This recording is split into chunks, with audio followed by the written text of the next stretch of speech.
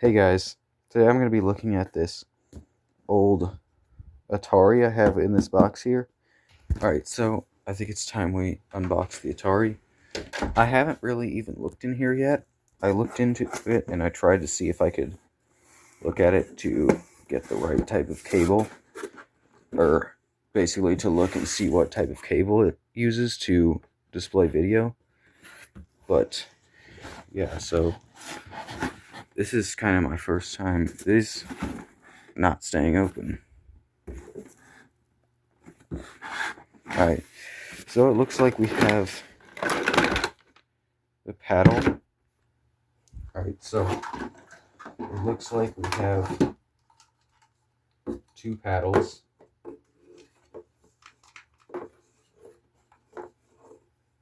I don't know if they're broken or not. They seem okay.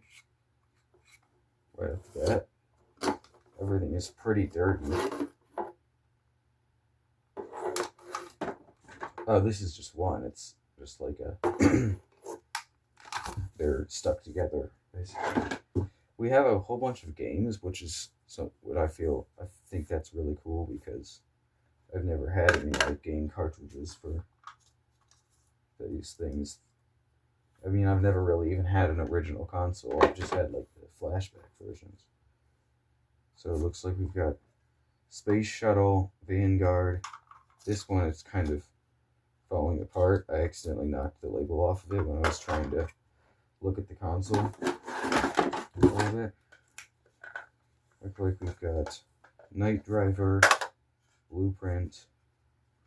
I don't know if any of these games are worth anything. Probably some of them might be.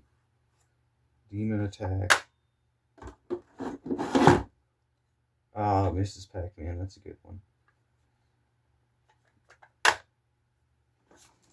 And then, what is on these? That's nasty. Oh, that's rubber bands. What the heck? They were held together with rubber bands. The rubber band is totally disintegrated. That's good to know it's not something else. But, controllers. Oh, wow. That does not feel good at all. That's totally melted. What the heck? That controller might be garbage.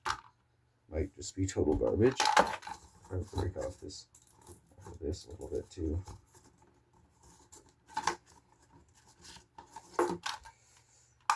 That's good to know that that's just a rubber band, not something else. Try to get off some of that rubber band. We've got some instruction, like manuals and stuff. Probably. I don't know what these go to. These look like the things that came with the games. And then here we actually have the original manual, owner's manual, I guess, for the Atari. And then I guess this piece would like go on the front of the Atari. That's kind of cool. So some of the original packaging is actually there. And then, so yeah, we just kind of have all of like the paperwork for everything. It's surprising that we still have that much of the original paperwork. That should increase the value. Then we got some more games down here. Riddle of the Sphinx. There. Breakout, looks like. Combat. I think that's a good one, maybe. Got quite a few games here. This one is missing a sticker off of it. Let's see, that one goes with that. There's something else. And this looks like the last game. Return of the Jedi. So it looks like we have 12 different games there. That's a lot of games. I think it looks like they all have their original paperwork too. And then here, this looks to be, I don't know if this is the power supply, power cable, or what. This actually still has the rubber band on it. It's nasty though. It's totally destroyed. Look at that, that's nasty. I mean, it's not really nasty. I don't know why I keep saying that, but it's not nasty. It's not sticky, so it's not that bad, actually. Then I have another controller right here. This is not... This one seems like it's working okay-ish. I think this is probably the original controller, so it looks like we don't have both the original controllers, but that's okay. And then finally, we have the Atari itself.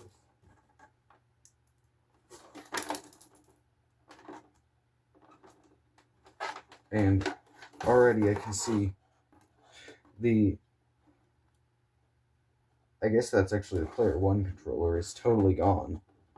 I think the player 1 and 2 controller slots are interchangeable on these, though, so, like, it shouldn't work. Or, I mean, it should still be usable with that. But then, yeah, that's a lot bigger than I would think it'd be. I would think it'd just be more like the size of the flashback ones. I can already see these screws are almost totally out. And I don't really know how you would connect this to a TV. I don't know if this is... maybe that's an aux cable? I don't know. Maybe, I don't know, maybe this has, like, speakers built into it, and then this is just for the video? I don't know. Not really sure about that. Pretty dirty. Sadly, I don't hear anything rattling in there, so this port that broke off is probably not in here at all. Meaning that we would have to buy a replacement port to fix that. So, yeah, and there's a bunch of corn in the bottom of the box for some reason. Why is there corn in there? I have no idea. So I'm going to test this now. Definitely needs a good cleaning. That's for sure. My hands are totally dirty now. Alright guys, so after doing a little bit of research, it looks like I need an adapter to actually connect this to this TV. I need an adapter, and I'd probably just get the one that goes to HDMI.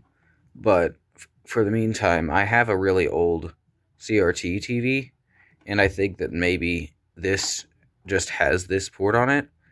I'm not 100% sure if that is actually how that works, but I'm going to go get that TV and see if it has a port that is compatible with this.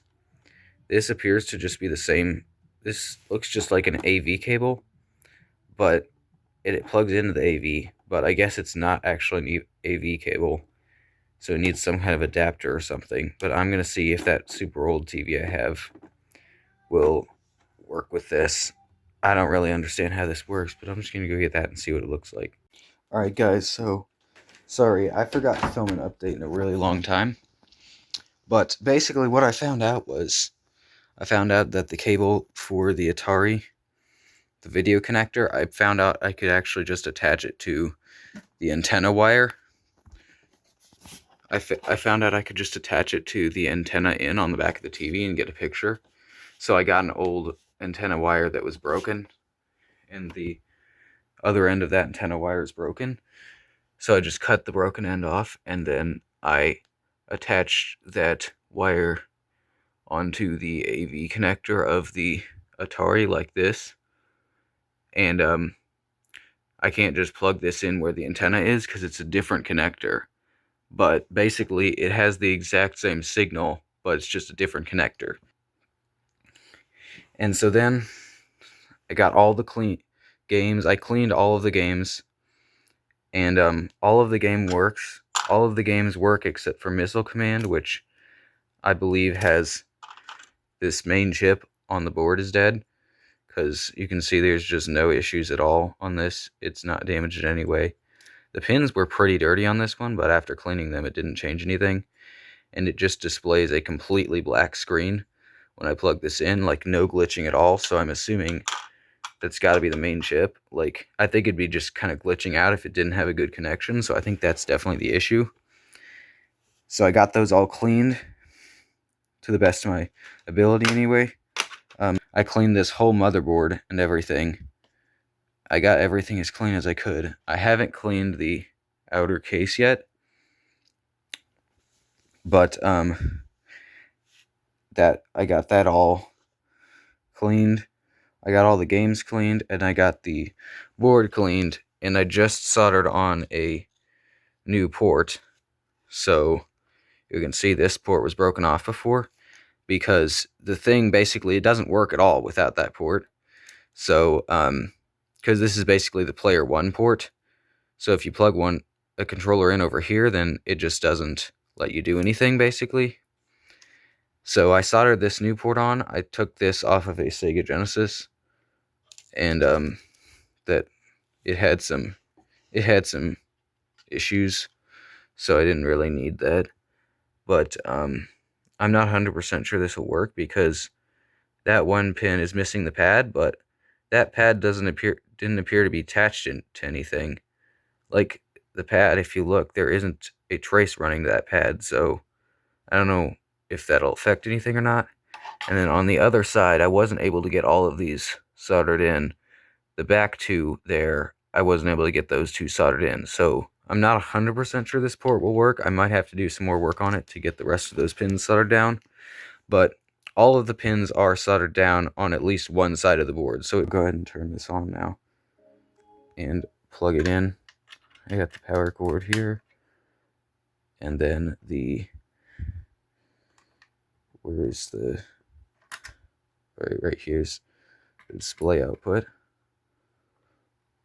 So then if I turn this on, then that's all it does if there's no game in. So I gotta put a game in really quick. Let me show you what the missile command does when I plug it in. If I plug the missile command in, okay, it appears to not be detecting it there. Something.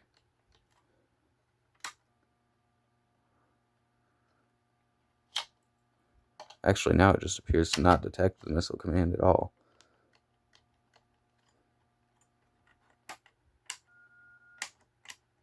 Yeah, now the missile command is just not even detected. Last night it was just showing a black screen, but now it's not even detected at all. So anyway, I'll plug in one of these random good games, and I'll show you. This does actually come up on the TV with my little makeshift adapter there. So the Atari does work, as far as I can tell. So I'm going to plug a controller in. Alright, I got a known working controller plugged in now. Actually, let's go to a game that I actually have played before, so that way I'll know what I'm doing. Combat, that's a good one.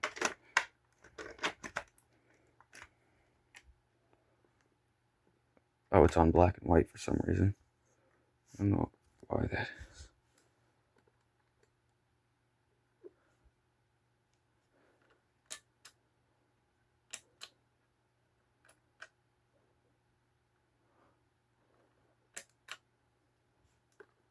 Oh, yes! It works. Totally works. Player 1 controller totally is working. Forward works. Left and right work. Shoot works. I don't know how to test the back button. That's the only thing. Because this game doesn't let you go backwards anyway. Alright. And as you can see, I plugged in Pac-Man, and the controller works for every direction. Everything works perfectly. So even though I didn't get every single pin soldered on, it still works. So this is fully fixed. All I gotta do is I just gotta clean the case now, and then maybe clean some of the controllers a little bit more and put it back together. So that's all I need to do. This thing is basically totally fixed already. Except for, sadly, missile command was the only thing in here that's unfixable. Everything else is totally fixed and working. Alright guys, so I have it all back together. I just unplug it so I can show it to you a little bit better. So you can see this is the condition. It looks pretty good. Alright guys, so I have it put all back together, and it looks really good. It cleaned up really well. You can see that is the port that I replaced, and then that port's original. It is looks a tiny bit crooked, but it's fine. These switches and ports might need to be cleaned a little bit more, but overall it cleaned up really well. It really looks great, especially considering what it looked like at the beginning of the video. I might try to clean it a little bit more to make it look a little better, because I feel like maybe around like some of the switches and things there, it could be a little cleaner. But overall, it's really good. I cleaned out all of the pins on all of these with a cotton swab. For the ones that have this little thing here, I would just stick it in the console and basically just wait until this thing would stick down a little bit, and I'd be able to hold it down and then clean the pins. And then I also cleaned up all the cords and the controllers and everything. This controller doesn't really work. It does work, but it's just really hard to press. I don't know if you can see that or not, but it's kind of melted. So this controller isn't very good. It's kind of messed up. I think it's gotten like heat damage somehow. I'm not really sure. Can't really tell, but this one works perfectly. And it doesn't, well, actually, it doesn't really perfectly center, but it works pretty good. The paddle controllers I cleaned, and I don't actually even know how to test the like player 2 paddle. But the player 1 one, it didn't work. It was just glitching out, but I put some silicone spray down inside there. I took off the back and put some silicone spray down inside it, and it started working. That fixed it. So, and then I cleaned all the cables and everything else. The games, I still need to put the label back on this one. That's the Space Shuttle one. And, yeah. Also, I found out that, the way I cleaned this port right here was I used this little metal spatula thing and put this cloth around the tip of it, and then got that rubbing alcohol in there, and then just kind of shoved this down into the port to clean it out, and that worked pretty good.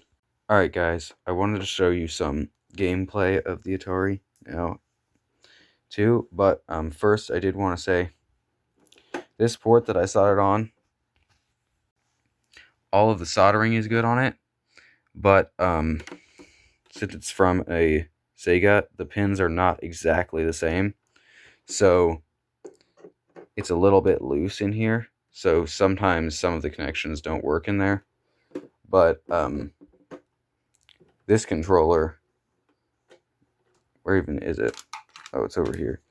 This controller works perfectly with that port, but the paddles don't work perfectly with the port. But the paddles don't really work very well anyway, so I don't really care that much about that. These ones, they just kind of totally glitch out. I imagine if I put if I put silicone spray in them and then spin it around a bunch, it starts working right.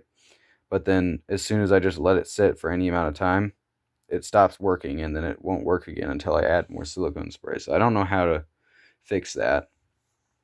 But anyway, also, I was having a really hard time actually getting the display output to be right. But I did fix it. As you can see, the display looks really good. For an Atari 2600 anyway, you can see there isn't any glitching on the display. This is actually not really a good game to show it, but on the combat, you can just see there's not really any glitching at all on the screen. What I did, I was trying to use an adapter and things. I tried to make an adapter for it. with some different things, but I ended up deciding to just solder the coax cable into the motherboard of the Atari. So you can see this is the coax cable, and it's just connected behind my TV. It is shorter than the original cable, so that's kind of annoying.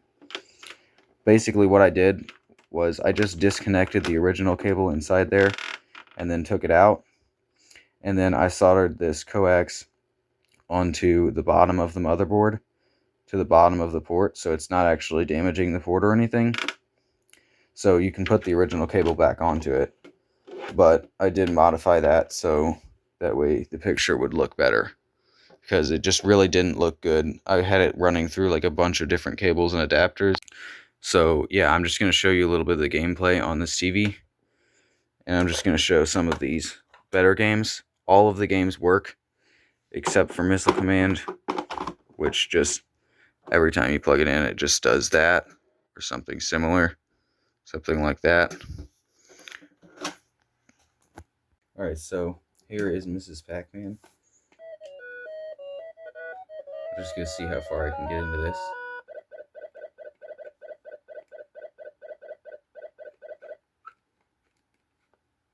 Oh, no way, I already died.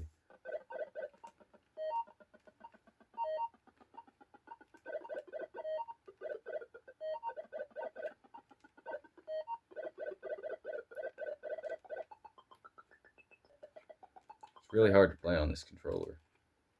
It's not very good. Yeah, just not that responsive. There we go. First level. Got it. Oh, don't go that way. Oh my gosh. Come on. Go. No, go that way. Went down that tunnel for some reason. This is Demon Attack. This is kind of just like your average shooter game.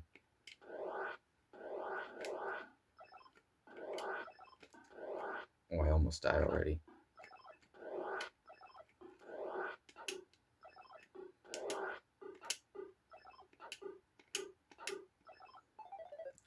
Alright, there's level 1. Oh, I already died. Died twice?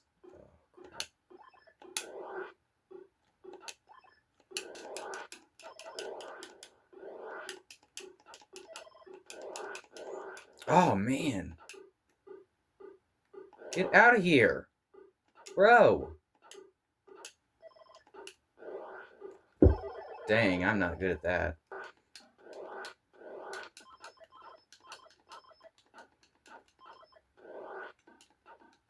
Ooh, these guys are mean.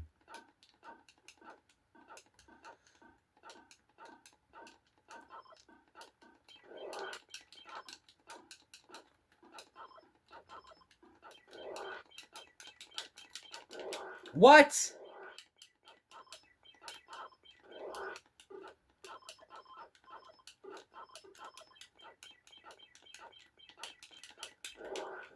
There's just nothing you can do. Now I'm going to kind of show you what I mean by the controller. The paddles are glitching out. You can just see it's just not right.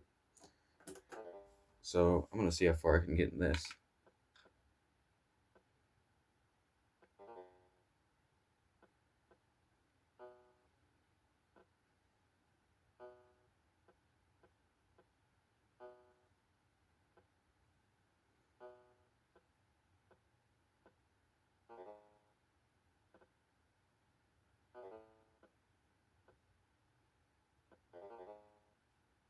Ah.